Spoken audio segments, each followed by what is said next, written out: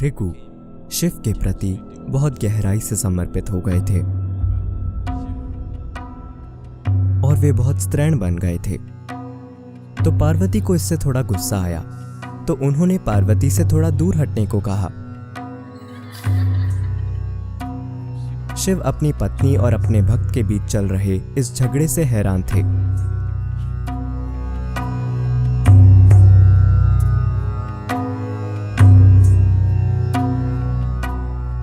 अगर आपको यह पहले से पता नहीं है कि योग परंपरा में शिव को भगवान की तरह नहीं बल्कि आदि योगी के रूप में देखा जाता है, इसका मतलब है कि वो पहले योगी हैं और आदि योगी यानी पहले गुरु भी हैं। और आज एक विज्ञान के रूप में योग, एक प्रणाली के रूप में योग, आंतरिक खुशहाली के लिए एक तकनीक के रूप में योग हमारे लिए सिर्फ नारीत्व के एक खेल के कारण उपलब्ध हुआ है। यानी पार्वती ने उन्हें सिखाने के लिए मजबूर किया था, उन्होंने खुद कभी ऐसा नहीं किया होता। तो क्योंकि वे प्रथम गुरु बने तो स्वाभाविक रूप से उनके शिष्यों और भक्तों का विकास हुआ। पहले 7 शिष्य जिनको उन्होंने योग सिखाया उन्हें सप्तऋषि कहते हैं। इन सप्तऋषियों में से पूरा दक्षिणी रहस्यवाद अगस्त्य मुनि से आया है। वे हमारे लिए सब कुछ हैं, क्योंकि जो कुछ भी हम जानते हैं वह उन्हीं से मिला है। वे खुद ही शिव के शिष्य थे। एक दूसरे शिष्य थे भृगु।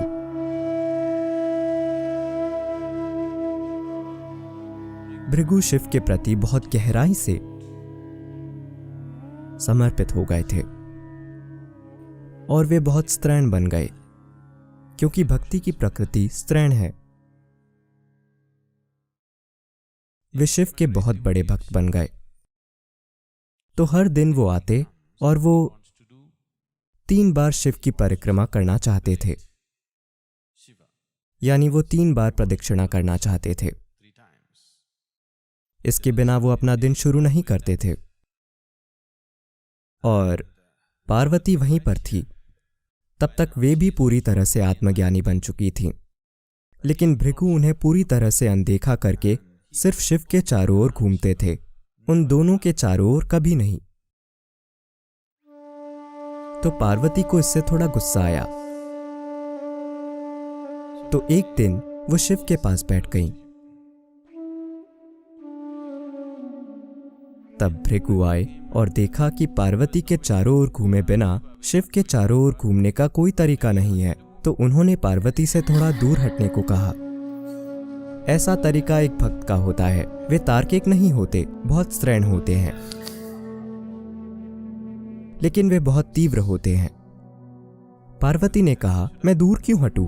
उन्होंने कहा, मैं सिर्फ भगवान के चारों ओर घूमूंगा, आपके नहीं। भृगु ने देखा कि सिर्फ शिव के चारों ओर घूमने के लिए जगह काफी नहीं है, तो उन्होंने खुद को एक चूहे में बदल दिया और पार्वती को अनदेखा करके या पार्वती को परिक्रमा में शामिल न करते हुए सिर्फ शिव के चारों ओर घूमने लगे। So Shiva was just amused by this tiff that is going on between his wife and his devotee. Shiv अपनी पत्नी और अपने भक्त के बीच चल रहे इस झगड़े से हैरान थे। उन्होंने पूरी बात का जायजा लिया और उन्होंने बस यह देखने के लिए कि अब भृगु क्या करेंगे, पार्वती को झपटकर अपनी गोद में बैठा लिया। अब वह पार्वती की परिक्रमा किए बिना शिव की परिक्रमा कैसे करेंगे, क्योंकि वो उनकी गोद में बैठी हैं। तब भृगु ने खुद को एक पक्षी में बदल दिया और बस शिव के चारों ओर घूमने लगे।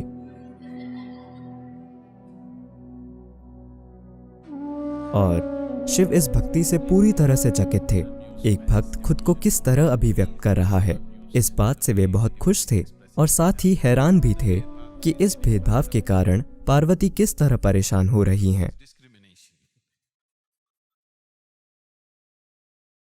तो शिव ने कहा, ठीक है, चलो देखते हैं कि अब तुम क्या करोगे। तो उन्होंने पार्वती को खुद के एक हिस्से के रूप में शामिल कर लिया। शिव आधे पार्वती बन गए थे और आधे स्त्री आधे पुरुष। वे आधे आदमी आधे औरत हैं। अगर कोई यह जानता है कि इसे पूरी सीमा तक कैसे पोषित किया जाए, तो यह आधा पुरुष आधा स्त्री बन जाएगा, और ये ऐसा ही होगा। तो इसे अर्धनारी कहते हैं, जहाँ वे आधे आदमी और आधे औरत हैं। तो उन्होंने पार्वती को अपना एक हिस्सा बना लिया, बस ये देखने के लिए कि अब भक्त क्या करेगा।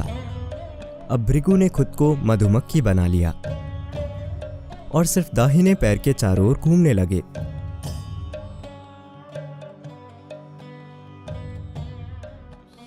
तो शिव और पार्वती दोनों हंसे और उन्होंने कहा, ये आदमी नहीं है, इनमें स्त्री प्रकृति बहुत ज्यादा है। वो जिस चीज के प्रति समर्पित हैं वही उनके लिए सब कुछ है, बाकी कोई चीज उनके लिए मायने नहीं रखती। तो वे बाएं पैर के चारों ओर जाने से इनकार करते हुए बस दाहिने पैर के चारों ओर घूमने लगे, क्योंकि बायां पैर पार्वती है। फिर भृगु की भक्ति का यह बचकाना तरीका मनोरंजक और अच्छा था, लेकिन साथ ही शिवा नहीं चाहते थे कि भृगु अपनी भक्ति में खो जाएं और अस्तित्व की परम प्रकृति से चूक जाएं। तो वे सिद्धासन की योग मुद्रा में बैठ गए, जहां उनके पैर या उनके शरीर के किसी दूसरे हिस्से की परिक्रमा करने का कोई तरीका नहीं था। If he has to do it, he has to do it for both these principles of feminine and masculine. अगर उन्हें ऐसा करना है तो उन्हें इसे नारित्व और पुरुषत्व दोनों ही सिद्धांतों के लिए करना होगा। तो इसी तरह से यह शरीर ऐसा बन गया है कि यह आधा पुरुष और आधा स्त्री है, या पुरुषत्व और नारित्व बराबर अनुपात में है। अगर कोई व्यक्ति जानता है कि इसको कैसे पोषित करे, तो हर इंसान में दोनों पहलू पूरी तरह से सक्रिय और जीवंत रहेंगे। अगर हम अपने इन दो हिस्सों को बराबर तीव्रता से स्पंदित होने दें,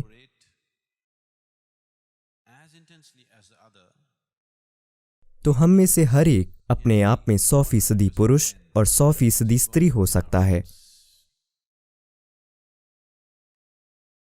योग का पूरा विज्ञान इस पर आधारित है कि आपको अपने अंदर न तो पुरुषत्व से चूकना चाहिए और न ही नारित्व से, क्योंकि इनमें से एक अकेला अधूरा जीवन होगा। अब जब हम योग कहते हैं तो हम एक ऐसी आयाम की बात कर रहे हैं जो सर्वसमावेशी है। यह एक कसरत या सेहत बनाने की प्रक्रिया नहीं है। यह मनुष्य के परम कल्याण के बारे में है, जिससे आप जीवन के किसी भी पहलू को बाहर नहीं रख सकते। यह सभी आयामों से परे एक आयाम प्राप्त करने के बारे में है। यह एक ऐसी प्रणाली और विधि के बारे में है जो आपके अपने मौजूदा तंत्र को चैतन्य तक पहुंचने की एक सीढ़ी की तरह इस्तेमाल करती है, ताकि आपका शरीर, आपका मन, आपकी भावना और आपकी ऊर्जाएं चैतन्य तक ले जाने की सीढ़ी बन जाए।